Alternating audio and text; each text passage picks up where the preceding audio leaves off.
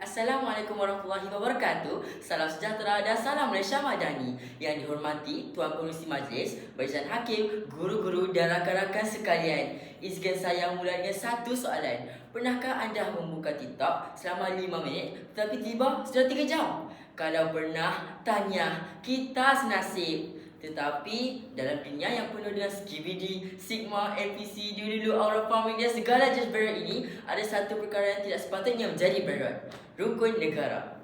Hari ini saya akan membincangkan 3 prinsip rukun negara, iaitu kepercayaan kepada Tuhan, kesetiaan kepada raja dan negara, serta kesopanan dan kesusilaan. Hadirin sekalian, prinsip pertama ialah kepercayaan kepada Tuhan. AI boleh jawab soalan. Google boleh cari maklumat. Tetapi AI tidak boleh memberi kita hati yang baik. Google tidak boleh mengajar kita keikhlasan. Sebab itu kita perlu pegangan hidup tanpa nilai. Manusia hanya akan menjadi high IQ, low EQ. Pendek kata, software update ada, moral update tak ada. Hadirin yang dihormati, prinsip kedua iaitu kesetiaan kepada raja dan negara. Ramai orang kata Malaysia best. Tetapi bila nampak sampah di depan mata, NPC mode activate. Jalan terus.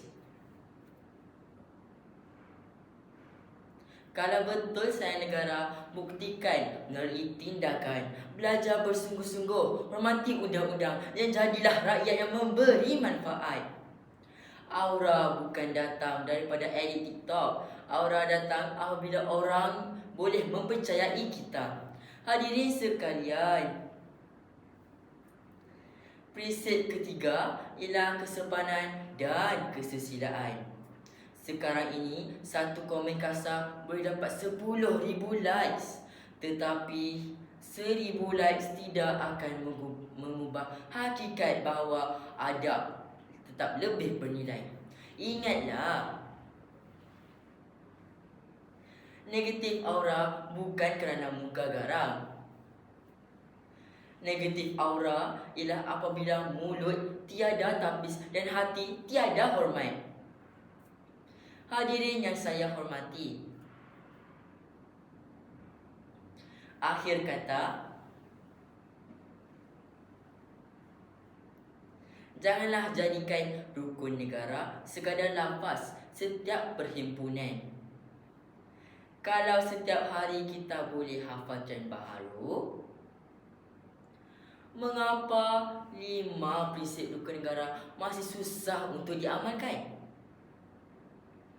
Jangan jadi generasi yang hafal semua meme tetapi lupa semua nilai. Jangan hanya mengejar aura. Jadilah manusia yang mempunyai prinsip. Itulah sigma yang sebenar. Sekian, terima kasih.